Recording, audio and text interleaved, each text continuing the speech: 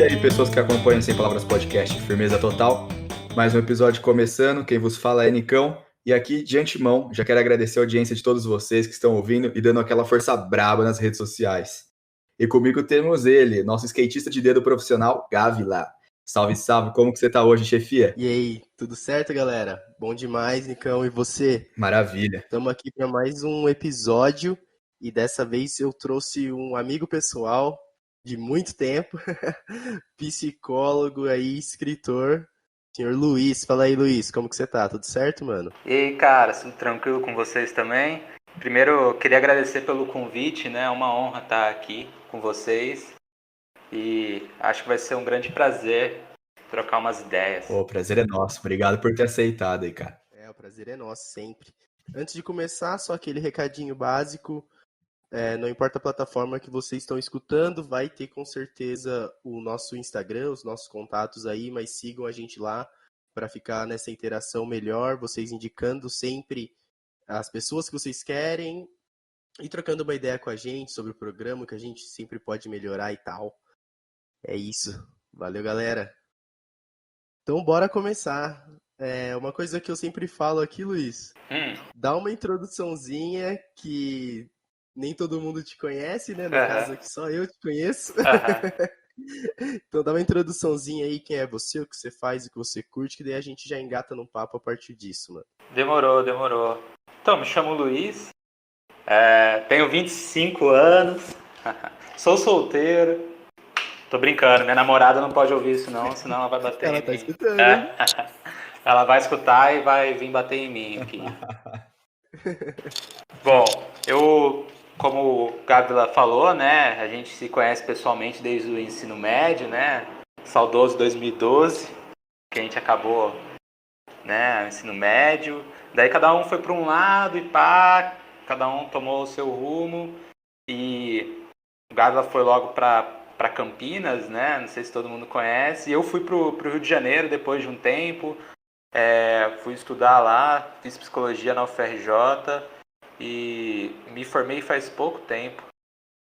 E brinco às vezes, né? Eu brinco que eu gosto de palavras, né? Eu gosto de conversar, eu gosto de escrever. E eu também me considero um palavreiro, né? Aquele que trabalha com as palavras. Caraca, nunca tinha ouvido falar dessa definição, hein? Ela não existe não, cara. É um neologismo do Fernando Pessoa, não é nem meu. Caraca, sensacional. E puxando aí do que você acabou de falar, como que você sentiu essa mudança, cara, do interior aqui de São Paulo, né, que a gente morava em Jundiaí antes, pro Rio de Janeiro? Você sentiu uma puta diferença? Como que foi pra você isso daí? Ah, foi uma diferença bem grande, cara, porque assim, por mais que Jundiaí, né, seja uma cidade pequena, médio porte, quando você vai se mudar para uma capital, de fato, você vê o quão pequeno você é, né, frente a tudo ali. Você é um recém-chegado, um estrangeiro que mal conhece as coisas, né? E fora que, pô, você fala Rio de Janeiro, a primeira coisa que você pensa é tiroteio, bala perdida, né? Tráfico de droga, favela, samba, praia. Exatamente, tem essa visão. Então você já vai para um lugar com essas expectativas, né? E comigo não foi diferente. Não foi diferente. E quando eu tava lá, nossa, meus pais ficaram bem afoitos, assim, bem ansiosos, né? De eu morar lá, tendo em vista justamente esse preconceito, né, que se tem em qualquer lugar que seja, principalmente com o Rio de Janeiro. E foi meio difícil se adaptar, mas logo a gente se adapta fácil também, né? Assim, com o tempo é inevitável que façamos novas amizades, né, colegas de turma, e tudo mais. Também um bom jeito de me inserir foi, não sei se eu posso comentar aqui, Pode mas falar, foi começar a fumar maconha, porque eu comecei, morava com pessoas que fumavam, então era inevitável que também rolasse, né, passasse um baseado assim do meu lado, daí tem aquela cobrança, pô, você não vai fumar? Faz a ponte aí, daí vai, eu passo o beck, dá um trago, passo pro camarada do lado. E assim foi indo. E, querendo ou não, foi um bom jeito de se enturmar com as pessoas, assim. Porque por mais que você desconheça alguém, você sabe que tem aquela afinidade, né? Aquele ponto em comum. Exatamente, É uma cara. coisa muito rápida de se enturmar mesmo, cara, em qualquer lugar. Acho que em qualquer lugar do mundo, inclusive, né? Qualquer lugar do mundo, qualquer nacionalidade, cara. Jogou na roda ali, você faz amizade rapidinho. Aham. Mas é real isso, cara. Nesse ambiente que você se encontrava, juntando com o curso que você fazia, você achou que valeu a pena, tipo, que fez a diferença você não estar mais na casa dos seus pais? Que eu e o Nicão, a gente já meio que conversou sobre isso num outro episódio, sobre o impacto que dá você sair da casa dos seus pais. E você foi pra mais longe ainda, né? Você foi para outro estado. Você sentiu que isso daí fez uma diferença na faculdade, cara? Tanto, tipo, pelo jeito que você aprendeu, pelas amizades que você vai levar e tudo mais. Ah, com certeza, tem uma diferença muito grande, né? Por exemplo, minha mãe pensou que eu estava querendo fugir dela, né, ao me mudar para o Rio de Janeiro. Mas na realidade eu tinha uma grande vontade, né? Eu tinha muita motivação em fazer faculdade, uma escola, uma universidade pública e também, quiçá, até uma pós-graduação, né? Com o tempo, é claro Pode que crer. isso foi mudando, né? Porque, afinal, a ciência nunca teve tão pouco investimento quanto tem hoje em dia no Brasil. É verdade. E, e em termos de aprendizado, eu acho que eu consegui focar muito mais, assim, mais no meio da faculdade para o final do que propriamente no começo, né? Porque no começo é tudo muito novo, né? A cidade é nova, as pessoas são novos lugares, você está se adaptando ainda ao ritmo da universidade. E assim, quando você é calouro, né? Você, pô, quero ir em festa, quero curtir, lógico. Eu sei bem como que é isso. Mas tem que passar por isso, mano. Eu acho que é uma fase que, não sei, ser como psicólogo aí pode até falar melhor, mas eu acho que é uma fase que você tem que passar. Você se ferra ali no começo, faz um monte de burrada, curte bastante, mas depois você vai pegando aquela maturidade, né, pra ir administrando o seu curso, falar, não, tá na hora de eu terminar esse negócio aqui, pô. Aham. Com certeza, com certeza. Porque ninguém é de ferro também, né? Você precisa se distrair às vezes, né? Tirar tempo pra curtir com os amigos. E a gente falou da maconha, e o álcool também é um bom catalisador de amizades, cara. É muito bom, é muito fácil fazer amizades bêbado. Nossa, total, cara. Já fiz muitas, inclusive o Gávila é uma delas, né? A gente não tava muito sobrinho naquele dia, não, viu? Esse podcast não teria nem começado se não fosse uma festa, pô. Olha aí. Olha só. Exatamente. Ah, legal, massa. O álcool tem disso também, né, cara? De unir pessoas, né? É mais ou menos a mesma mecânica com a maconha, né? Já que você não tem ninguém com. Tudo que dá uma desinibida, né? Aham. Com certeza. Por mais que você não tenha nada em comum com outra pessoa, né? Se os dois bebem, pô, já tem um ponto em comum aí. E eu também, ao longo da minha trajetória, eu tomo bem a sério um ditado, uma máxima, que é: eu não confie em ninguém que não beba. Fica aí para os nossos ouvintes essa reflexão. Fica aí essa reflexão, ó. Eu fui para um rodeio uma vez que eles me deram um copo e no copo tava escrito assim: eu nunca fiz amizades com ninguém bebendo leite. Jamais. Então também fica essa. Muito bom. E Luiz, agora passando um pouco mais assim da sua profissão e tal, você sentiu que, sei lá, nessa pandemia aumentou a necessidade? Porque assim, pô, tá todo mundo aqui na rede social, todo mundo viu que uma galera postando, principalmente lá no auge da pandemia, né, que tava surtando, que não aguentava mais ficar em casa, coisa desse tipo, sabe? Uma situação que ninguém tá acostumado, ninguém viveu antes. Você sentiu que deu um gás assim Que a galera começou a ficar cada vez mais maluca. mais maluco que já tá.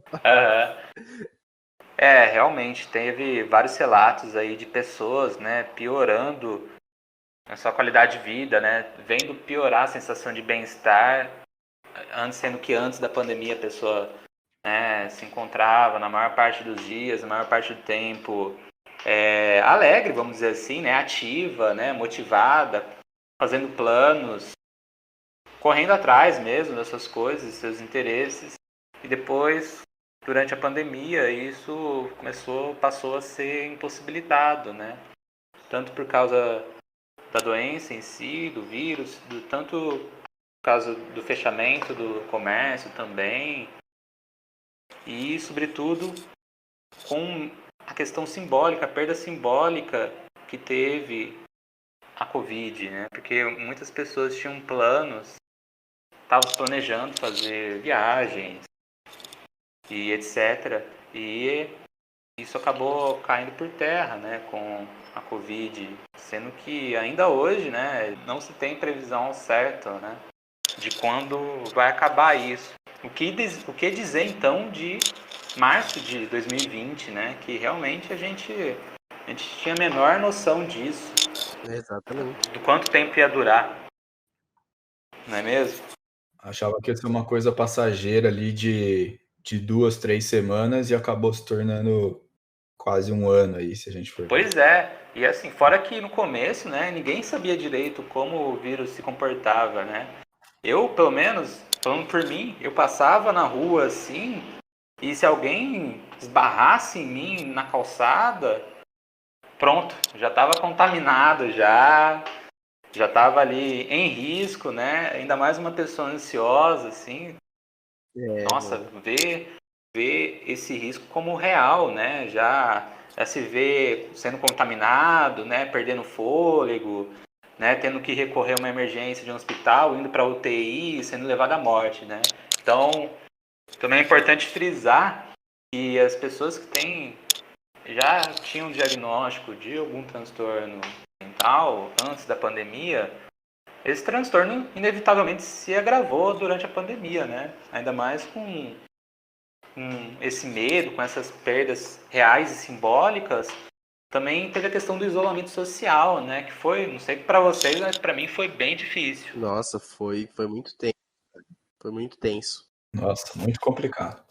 É tenso mesmo, e a gente sempre precisa entrar em contato, né? Estar em contato com outras pessoas, estabelecer relações. E isso é muito importante, não só nos dias de hoje, mas principalmente antigamente, né? Antigamente, os nossos ancestrais mal sobreviviam isolados. Então, desde milênios atrás, a gente tinha essa necessidade que acabou desenvolvendo, né? Dando consequência à sociedade que temos hoje em dia, né? Essa grandiosidade toda. Então, pô, acho que é até meio comum ver nesses programas aí da vida, tipo Discovery, coisa assim, que eles falam mesmo que o ser humano só sobreviveu a, sei lá, várias coisas que aconteceram aí justamente porque ele vivia em grupo, né, em sociedade. Aí a galera se unia lá pra ir caçar o mamute, coisa desse tipo, e hoje ainda a gente tem esse meio, acho que isso ainda já é meio enraizado na Ah, gente, com né? certeza. Com certeza. Tanto que o Yuval Noah Harari, no livro dele Sapiens, Uma Breve História da Humanidade, ele faz um resumão, né, do percurso do Homo sapiens desde 300, 200 mil anos atrás até, né, mais ou menos 3 mil anos atrás, ou seja, 1000 anos antes de Cristo, que, que até mil anos antes de Cristo existiam cerca de 6 espécies de seres humanos convivendo, né? Ou seja, Jesus estava aqui na Terra, Jesus histórico estava aqui na Terra e, né, já tinha tipos de humanos isolados, separados entre si, mas convivendo na mesma época, né? Que a gente fala assim, parece que é, né, muito remotamente, muito distante, mas nem tanto.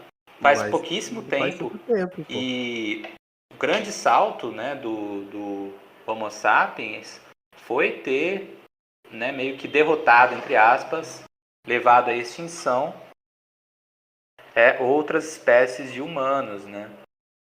Principalmente o Homo neanderthals, que ele tinha também várias habilidades que temos hoje em dia, né? Polegar opositor, né? Habilidades cognitivas e tudo mais, só que não tinha tanto tato, né? Não tinha tanta necessidade para eles fazer laços, vínculos, estabelecer vínculos não era tão necessário assim quanto foi para o Homo sapiens, né? Que acabou, no final, se sobressaindo. E só abrir um parênteses aqui rapidinho, já é a segunda vez que a gente fala desse livro aqui para vocês, hein, galera? Então vale a pena ler, vem na nossa, que é bom. Verdade. É muito bom mesmo, puta indicação. E, Luiz, você sabe, tipo, se foi justamente essa parada de não conseguir formar laços que extinguiu as outras espécies de pseudo-humano, sei lá como que eu poderia chamar? Possivelmente, né? O Yuval Noah Harari, pelo menos, sugere isso, né? Que eu não tenho uma leitura tão aprofundada, mas parece que sim. Foi um fator determinante, realmente. Caraca. Isso aí mostra o impacto, né, que tem nas relações e como a gente realmente sente falta de tudo isso. Eu falo por mim, pô, quando estourou mesmo, que geral tava mais respeitando todo mundo em casa, que saía no máximo, sei lá, para um mercado, a minha interação era basicamente, tipo, WhatsApp, coisa assim, e você sentia que não era o suficiente, né? Parecia que você estava sempre precisando de mais, isso era bem estranho. É verdade, é verdade. E com o isolamento social, né, agravou-se mais ainda. Com o tempo a gente foi percebendo, né, que quão carentes somos, né, de outras pessoas, estarmos em conexões sólidas, né, pessoalmente, não simplesmente por mensagens, né, à distância, assim. O nosso cérebro é muito novo ainda para se adaptar a essas novas tecnologias, por mais atenção que recebamos. Muito louco isso, cara. E quando a gente vê também pelo outro lado, totalmente oposto a esse, é claro que isso tá totalmente certo, essa parte de que a gente é muito afetivo e a gente é muito carente nesse sentido, assim, de ter esse tipo de afeto pessoalmente, não só por redes sociais. Mas também um dado que acabou alertando aí a galera foi que depois que começou a ter a questão do lockdown, é que a galera começou a dar uma tretada a mais em casa, né? Mas você fala, tipo, entre a galera que mora na mesma casa? Exatamente. Chegava uma hora lá que você não aguentava mais olhar pra cara da pessoa e ela não aguentava mais olhar pra tua cara. Isso que dá, né? Confinar pessoas por tanto tempo assim, sem, né? As duas super ansiosas, provavelmente, né? Com medo da pandemia, do seu futuro profissional, né? Então a pessoa fica mais estressada, tensa, e pra chegar à irritação aí não falta muito não, né? E a gente desconta no primeiro que a gente vê na frente, né? Exatamente. E será que é por isso que BBB ou reality da vida faz tanto sucesso, pô? Que a gente tá meio que vendo de fora, meio que no conforto, a galera confinada lá dentro? É uma boa reflexão. Eu acho que deve ser alguma coisa desse tipo, né? Que, tipo, sei lá, meio que é um laboratório, assim. É interessante, é tipo um laboratório mesmo. Você vê as relações que são travadas ali num ambiente de confinamento, com um monte de gente lá que pensa totalmente diferente, tem as mais diversas experiências e backgrounds sociais ali. E é realmente se eu não me engano, foi baseado isso num experimento que foi feito. Não sei muito dessa área, tá? Mas acho que foi um experimento que fizeram com rato, se eu não me engano, há muitos anos. É mais uma informação aí tirada do Instituto Minha Bunda, mas tá aí pra você. Eu não conheço, mas faz total sentido que seja mesmo tirado de algum experimento aí. Mas é interessante que, por mais que seja um laboratório, não é um laboratório confiável, né? Porque não necessariamente a pessoa que está ali dentro confinada vai agir da mesma maneira que agiria fora da casa, né? Fora ali do contexto ali do BBB. Porque é um ambiente totalmente artificial, né? Com regras próprias e tudo mais. Então a personalidade da pessoa muda mesmo. Câmera na sua cara 24 horas por dia. Pois é. E eu acho que tem mais uns fatores aí que fazem muita diferença. Um que é a grana no final. Então todo mundo quer ficar por último.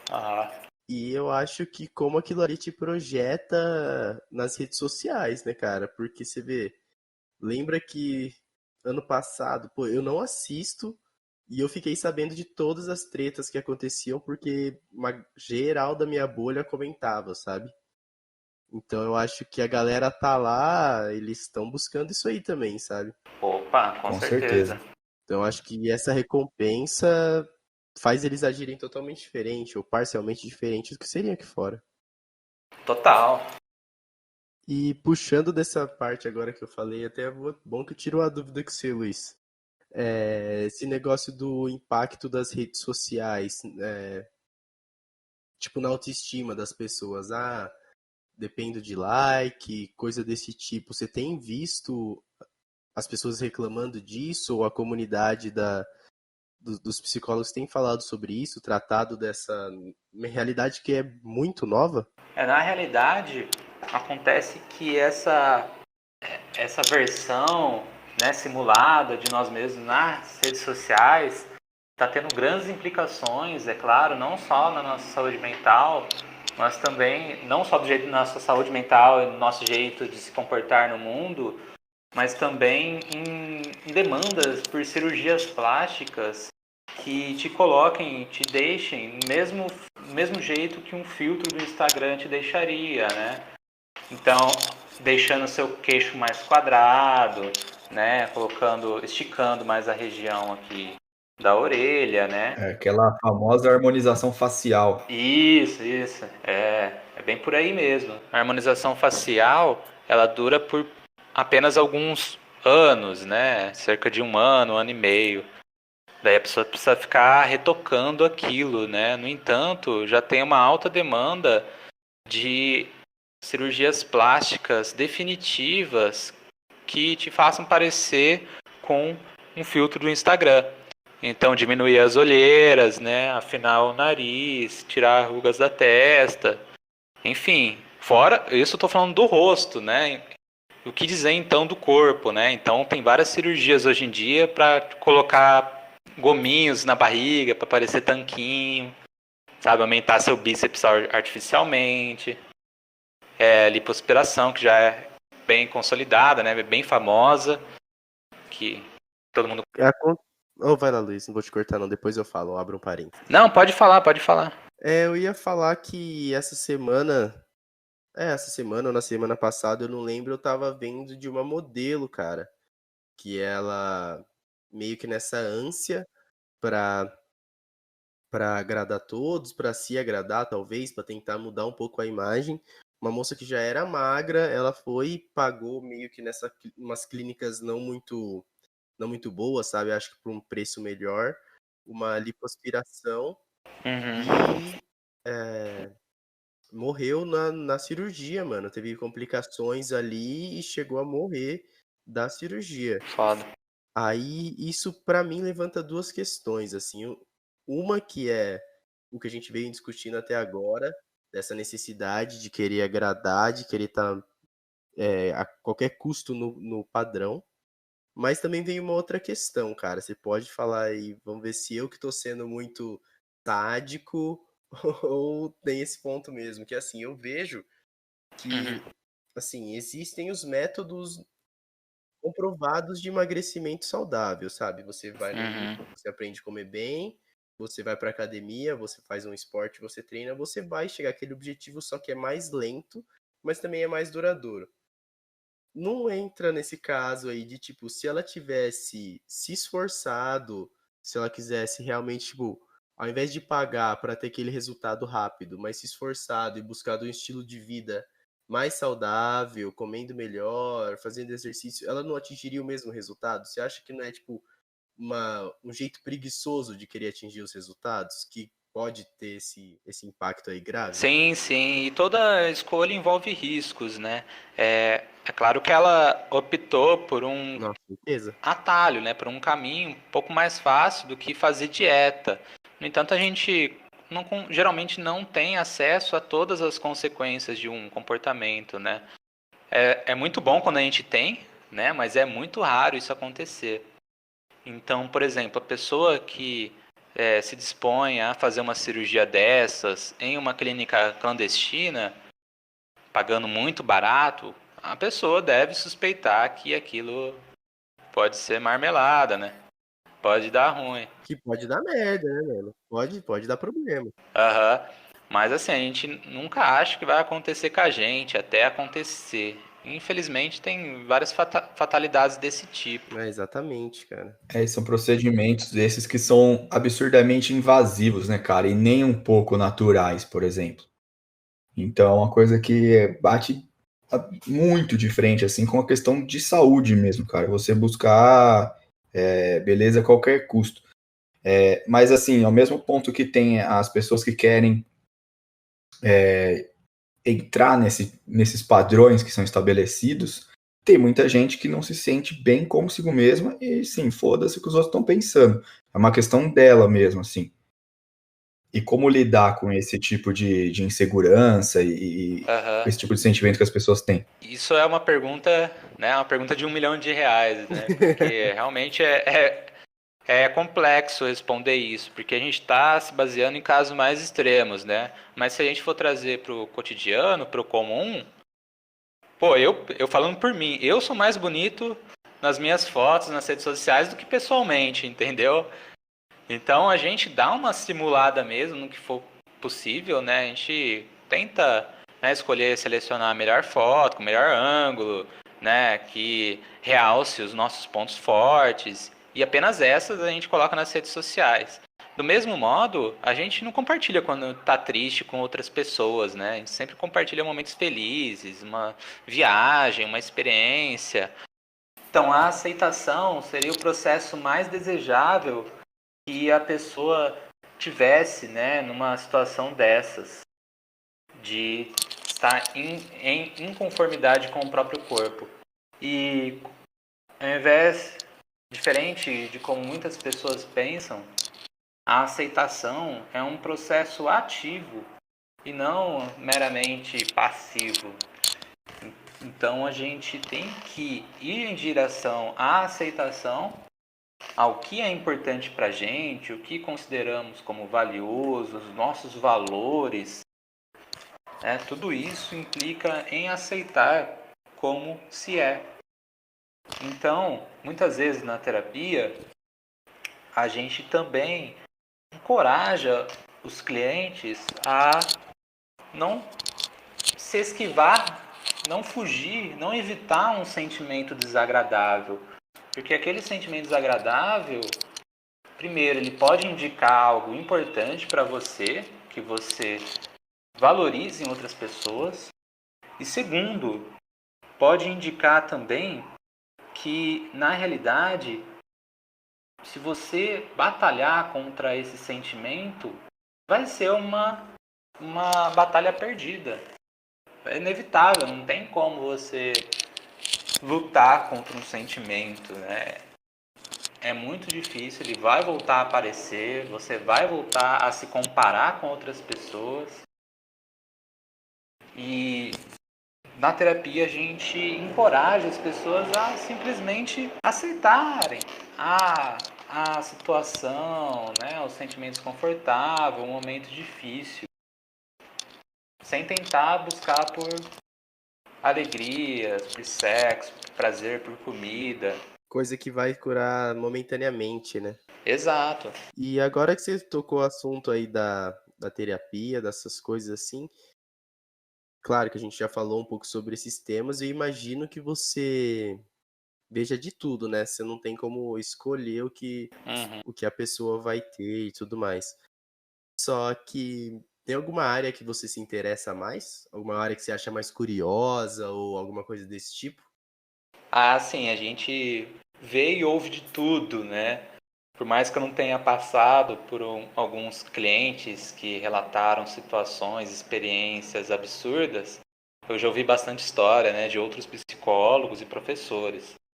Então, eu vou compartilhar algumas histórias aqui com vocês.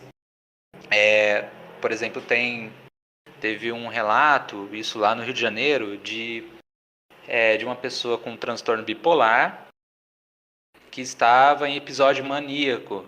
Não sei se vocês sabem, mas transtorno bipolar, a pessoa varia em episódios depressivos e de mania. O que seria mania? É um momento que a pessoa fica por várias semanas, né, naquele estado, que ela tem pouca necessidade de sono, o raciocínio fica mais rápido, a fala fica mais rápida, o freio diminui, a pessoa passa a cometer mais riscos, né,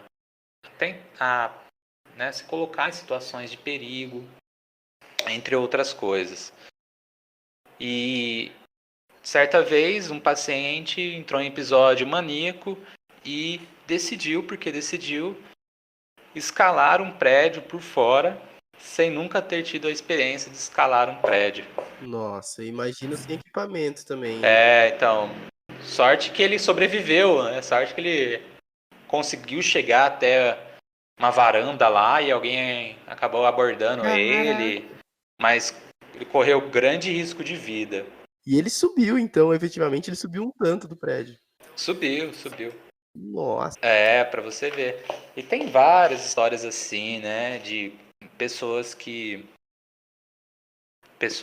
cometem, né, que correm bastante risco em episódios, em momentos de mania.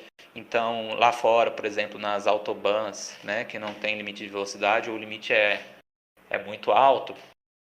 Então, tem relatos assim de clientes, de pacientes que têm o transtorno bipolar, está em episódio maníaco, que pegam essas estradas com um carro super veloz e andam lá, né, quase beirando os 300 quilômetros. Puta que eu pariu. Nossa, eu queria muito fazer isso, só que sem estar em episódio maníaco. Tem muito relato assim. Fora que tem gente que é chamada de psicótico, né, que antigamente era assim que se chamava as pessoas que alucinam, que têm visões e tudo mais. E daí você começa a ver umas coisas mais bizarras, que, por exemplo, a pessoa se achar que é o Deus encarnado na Terra, ou enviado de Deus, achar que Jesus é o seu irmão, e achar isso seriamente, sabe? A ponto de tentar convencer outras pessoas disso. A pessoa ter certas visões, né, que parecem realmente como se uma outra pessoa tivesse na sua frente com uma faca e com uma cara maligna vindo te atacar. Isso em episódios muito graves, né, não controlados. É claro que tem tratamento para isso. Não resolve 100%, mas ameniza, né? Já melhora bastante. Ameniza. E os episódios de, tipo, psicopatia, assim, essas coisas que eu... querendo ou não, na cultura pop aí, virou meio que uma figura, né, assim, que tem filmes, virou romantizado, mas eu acho que não é tudo isso não, tipo, não é a versão hollywoodiana, né, cara? É uma coisa muito romantizada, né? É verdade. Geralmente eles mentem bastante. Então você consegue discernir, né, identificar um psicopata, porque ele mente muito mesmo. Até em momentos que não haveria necessidade de mentir, como por exemplo na terapia, a pessoa vai e mente, né? Então essa é a característica que salta aos olhos mesmo com psicopatas. E isso é um traço do psicopata porque ele precisa estar no comando da situação o tempo inteiro? Algumas teorias dizem que sim, né? Que é um pouco incompreendido, tem uma ampla gama de teorias que tentam abordar esse tema. Então, algumas que dizem que a psicopatia é o extremo do transtorno de personalidade antissocial, enquanto eu imagino uma escala de 1 a 10, né? O 10 seria o psicopata, 9 é o 10, um 5 ali seria um sociopata, né? Entendi. Tem vários políticos aí, inclusive. A galera que tá mais aí no poder tem muito disso, né? Sim. Não, mas é sério, isso é reconhecido mundialmente, que tem alguns políticos que provavelmente se encaixariam aí nesse nível 5 aí desse transtorno de personalidade antissocial, né? Que esse é o nome é o diagnóstico correto, assim, né? E tem a ver com. Não tem a ver com o fato de terem muitos políticos e, por consequência, no meio deles ter alguns. Quer dizer que, tipo, eles têm esse transtorno e por isso eles buscam o poder como político. Não necessariamente. Mas tem indícios de que haja uma grande proporção de sociopatas na política e também em posições de poder, como CEOs, empresários e coisas do tipo, Ah, tá? Porque entendi. realmente eles buscam por poder. É mais ou menos por aí, é ser o melhor sempre, né, de estar por cima, de querer se dar bem todas as vezes. E quando chega, por exemplo, nesse nível de psicopatia e sociopatia, ainda é uma coisa tratável É, por terapia e etc. aham. Assim, é tratável, né, mas assim, a tendência é que seja crônica mesmo, porque se trata de um transtorno de personalidade, e os transtornos de personalidade têm essa característica crônica. A própria personalidade não deixa isso ser tratado. Seria isso? É algo determinado, Dificultaria muito. é mais ou menos por aí, mais ou menos por aí. É algo mais determinado geneticamente, socialmente, pela cultura, fatores aí, experiências de vida, educação. Então tem vários fatores aí que operam para que a pessoa tenha um comportamento antissocial ou sociopata ou de um psicopata mesmo. Caraca, pesado, hein? Pesadíssimo. Eu queria fazer uma pergunta, ô Luiz, que é nessa linha também de, na verdade, das patologias, né, psicológicas das que você mais enfrenta, quais são as mais comuns, as pessoas apresentarem e a partir disso procurar a ajuda de um psicólogo. E depois eu faço uma outra pergunta também, tá linkado nisso. Tá bom. Geralmente o que eu tô mais vendo agora, né, são pessoas bem ansiosas, assim, tá? E é muito frequente, é muito incidente na população brasileira transtornos de ansiedade. Não sei se vocês sabem, mas o Brasil é o país no mundo que tem mais pessoas com transtornos de ansiedade, tá? Então, a média global beira a 3,5, 4% da população. O Brasil, no último levantamento, acho que foi em 2016, tem cerca de 11% Nossa, é mais que o dobro. de sua população com transtornos de ansiedade. É muita gente, é muita gente. E, assim, claro que tem algumas tentativas de explicação, como, por exemplo, a incerteza econômica e política do nosso país. Sim. E isso apresenta diversos graus, sei lá, tem meio que, vamos dizer para uma pessoa que é leiga, assim, tem meio que uma tabela de graus, de níveis de ansiedade que a pessoa pode ter e o que a ansiedade, no que ela causa, assim, quais são as principais doenças que estão diretamente associadas à questão da ansiedade e seus graus. Uhum. Claro que tem graus, né? Tem grandes diferenças entre pessoas que têm algum diagnóstico, transtorno de ansiedade, e tem várias doenças que estão super associadas, né? Que são até comórbidas da ansiedade. A própria tensão muscular, rigidez, enxaqueca, é bem comum, queixas de enxaqueca, má circulação, entre outras, até mesmo, né, doenças, transtornos, problemas neurológicos. Então, a pessoa, por exemplo, tem algum problema no neurodesenvolvimento e a ansiedade pode agravar ainda mais esse problema. Então, pessoa com transtorno de déficit de atenção, TDA ou TDAH, são pessoas que se beneficiariam bastante, de modo geral, de um tratamento voltado para a ansiedade, né? Também até reduziria esse desenvolvimento tido como anormal, entre aspas, de uma pessoa com TDAH. Cara, isso é muito louco, né? São coisas, então, que a pessoa, ela tem alguma coisa que foi desenvolvida, uma coisa genética, então é questão neurológica, e isso E o ambiente que ela está inserido ali, com a questão da ansiedade, elas se cruzam e acontece. E aí, a partir disso, acontece uma doença. Tem muito disso, sim.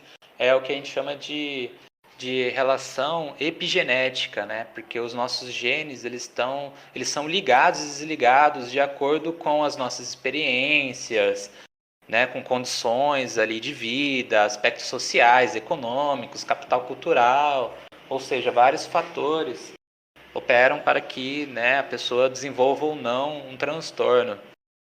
Putz, interessante, cara. E nossa, é um tema importante. E, ô Luiz, assim, nos casos gerais, você recomenda mesmo, tipo, até um serviço para quem está escutando a gente aqui, é a procura de um profissional. Não tem nada que a pessoa possa fazer em casa que possa minimizar algum sintoma, alguma coisa do tipo. O ideal é realmente procurar um profissional da área. Até tem coisas para se fazer, claro, mas se não ajudar, daí sim você deve procurar, seria importante que a pessoa procurasse um profissional qualificado para isso, né? Por favor, não procurem por homeopatia, nem nada desse tipo, hein?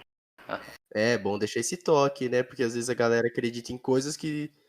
Pô, a internet tá cheia de fake news aí, galera. Vamos prestar atenção. É verdade. Sigam os profissionais, hein? E tem algumas coisas que a gente pode fazer para lidar com a ansiedade, né? Especialmente durante a pandemia.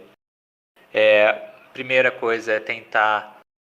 É clássica essa dica, né? Que é a atividade física, que é uma coisa que todas as pesquisas hoje em dia atestam que funciona não só para a ansiedade, para o manejo da ansiedade, mas para uma série de outras doenças, né?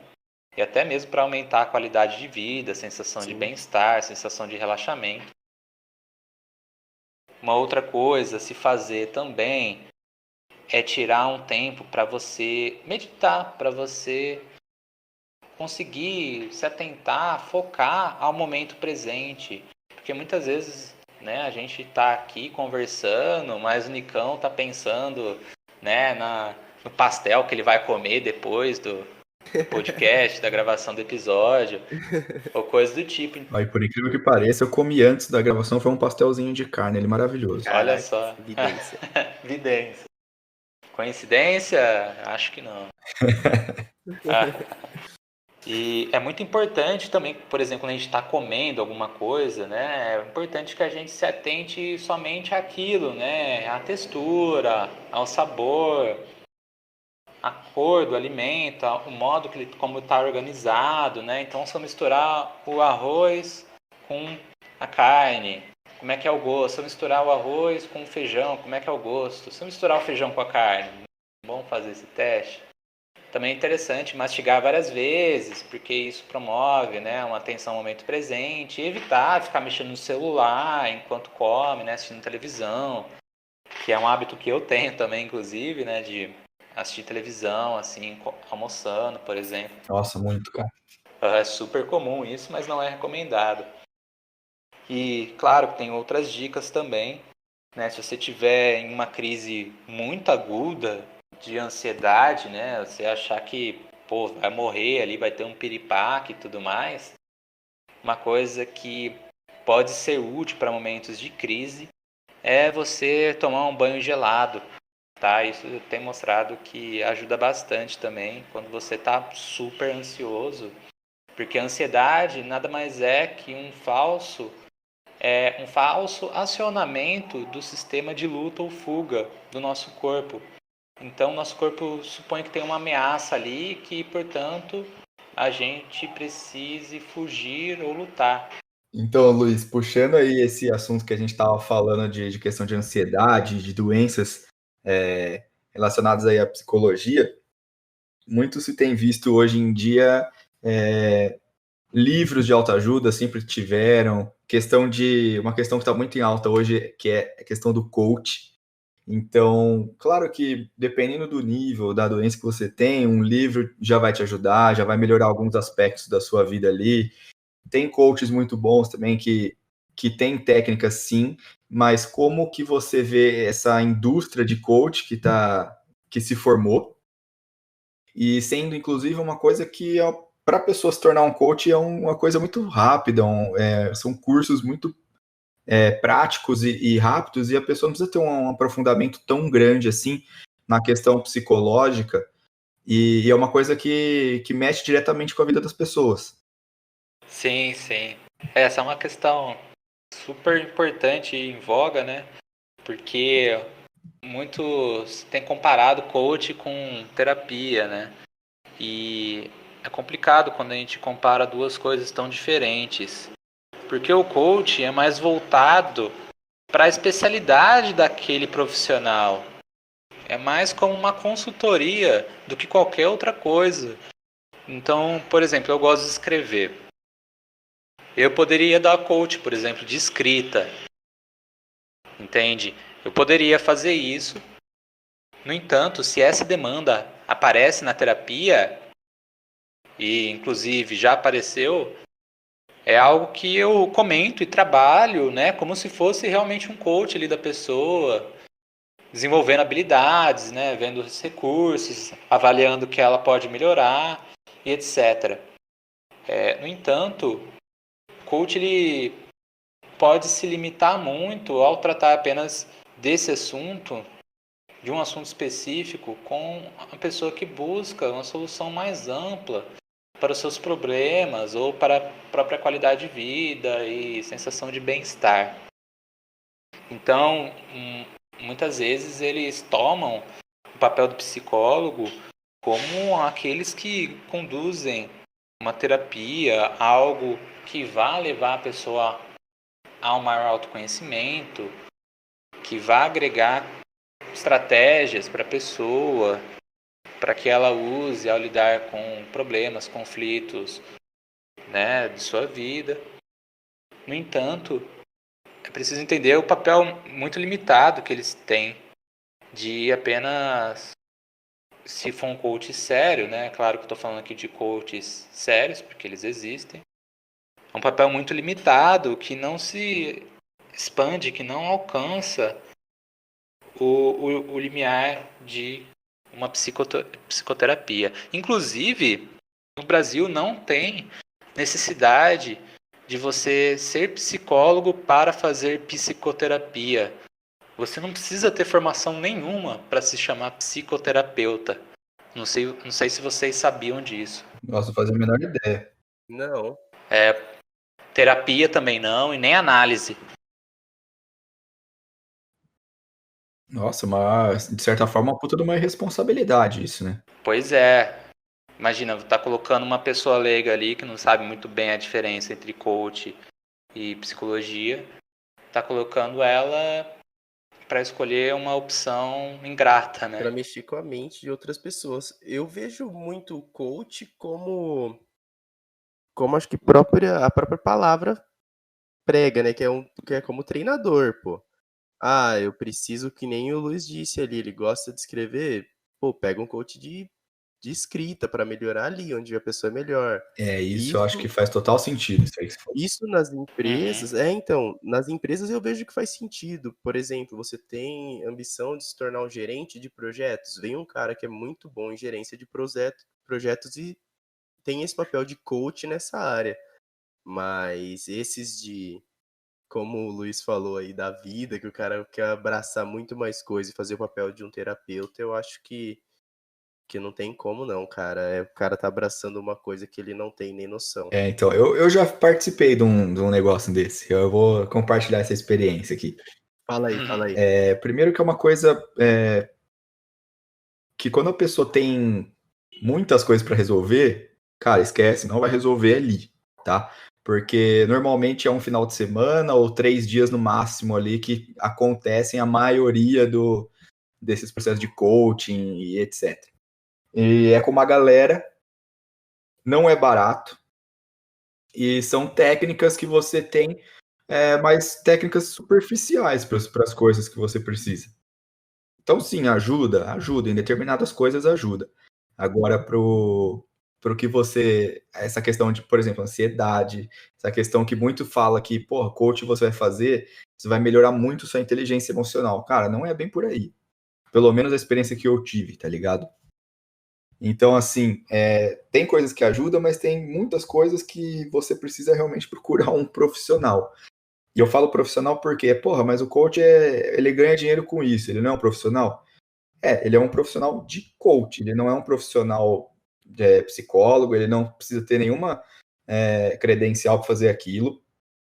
E os cursos de coach são muito rápidos, então eles fazem aquilo e acaba transformando numa máquina de dinheiro e que não está resolvendo tanto assim os problemas quanto eles imaginam e quanto eles vendem. Eu vejo muito como você sai de lá hypado, né? Você sai de lá com Sai pra caralho. motivado, nossa, eu vou mudar o mundo. Só que isso o Luiz pode até falar melhor, mas eu acho que é uma coisa que não dura, cara. Você sai dali motivado, vou Sim. executar, não sei o quê, e depois vai caindo aquilo, você não tem a consistência, você não se mantém naquilo e passa, cara. Então, você tocou num ponto super importante, porque não se sabe ao certo se esses ganhos se mantêm ao longo do tempo. Então, a pessoa pode sair ali da sessão de coaching super animado, né, encorajado, reforçado, feliz ali por estar, né, crendo que pode fazer tudo, alcançar o que quiser, desde que se mantenha firme e focado. No entanto, os coaches geralmente não testam as próprias afirmações. Principalmente aqui no Brasil, tem poucos estudos relacionados às sessões de coaching, porque não se sabe se isso se mantém ao longo do tempo. Ao contrário da psicoterapia, da psicologia, né? Psicoterapia com um psicólogo, que já é bem consolidado, que tem ganhos a curto, médio e longo prazo. Nossa, com certeza. Foi muito bom você deixar isso evidente aqui, Luiz. E Luiz, vou aproveitar aqui que a gente já está finalizando e puxar esse gancho para você realmente falar um pouco dos seus livros. Eu sei que já tem um tempo, você curte escrever, você tem 2 livros já, né, de contos, e eu queria que você falasse um pouquinho sobre eles aqui pra gente. Ah, obrigado. Eu gosto de escrever contos, cara. É algo bacana de você se expressar, sabe? Porque muitas vezes a gente tem uma imaginação fértil, só que aquilo acaba extravasando de outras formas, né? Eu gosto de sangrar no papel, vamos dizer assim. Eu gosto de realmente colocar na folha em branco aquilo que eu tô sentindo, aquilo que eu já passei, aquilo que eu já testemunhei. E também, principalmente, frutos da minha imaginação. Nossa, bom Cara, e o demais. conto... desculpa, pode falar. Não, não, só ia elogiar, falar que para mim, é uma das partes mais difíceis de realmente expressar o sentimento, cara. Botar no papel. Que eu sofria isso quando eu ia escrever música, coisa assim pra banda, imagina fazer conto. Nossa, sim, é uma coisa que é muito fácil você pensar assim, mas você executar e colocar de uma forma estruturada a esse pensamento e o sentimento é difícil pra cacete. Nossa, demais. Ah, mas nada que você não possa aprender também. E o conto é muito convidativo por justamente ser mais curto. Então, todo mundo tem uma história para contar. Só que muitas vezes um romance, né, que é mais longo, tem 100, 200 páginas, é muita coisa, né, para quem quer iniciar a escrever.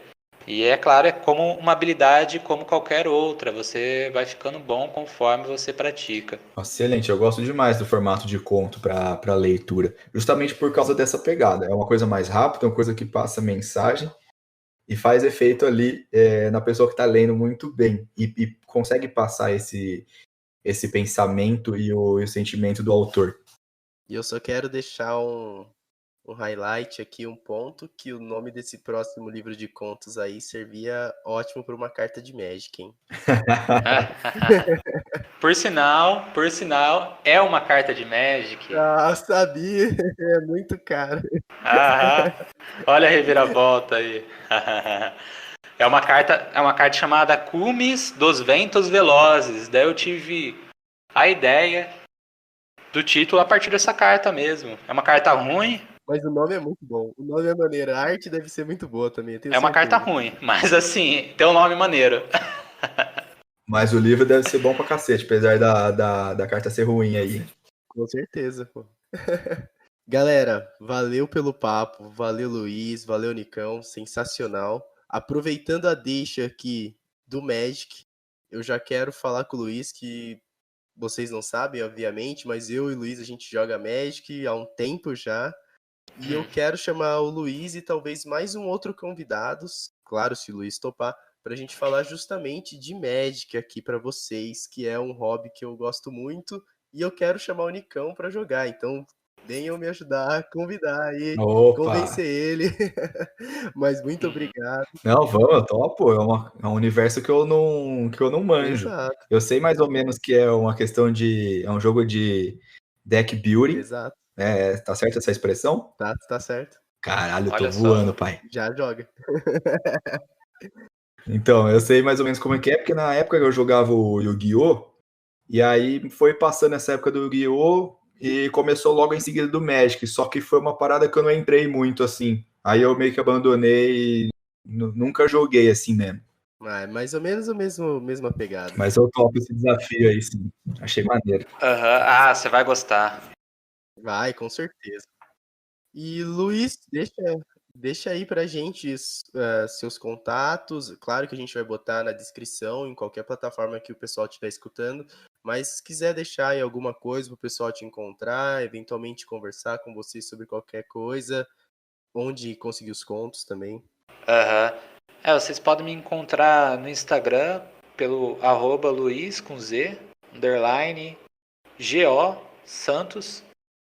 E lá vocês podem acompanhar mais o meu trabalho como psicólogo e também outras referências, inclusive a do livro, né? Meu próximo livro, Cume de Ventos Velozes. E também o link do meu primeiro livro, para quem tiver interesse, que é o Contos de Cabeceira. Podem entrar em contato à vontade, beleza? Valeu demais. Valeu. Mais algum recado final aí, Nicão?